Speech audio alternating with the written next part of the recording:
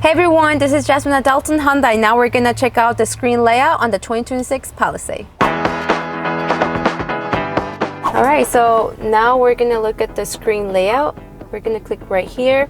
Over here, you're gonna have the cluster theme selection. This is one of my favorites.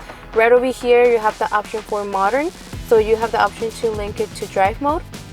You have style A, style B, style C, and it's gonna change the colors on your cluster. You also have the classic, so it's gonna have style A, B, and C as well, and simple A, B, and C style. Now we're gonna go over here into screen saver. You have the option over here for the clock, so we click right over here.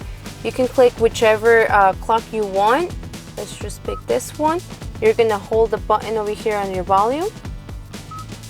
So right over here, you're gonna be able to see the time and the date as well. Now we're gonna go back. All right, so now we're gonna go into the split screen. So these are the widgets that you have. You can also adjust them right over here. You can just hold it right over here into your right side. So now we're gonna go back into map. And this is where it's gonna show. So it's gonna show the map, the clock, passenger talk, and the weather.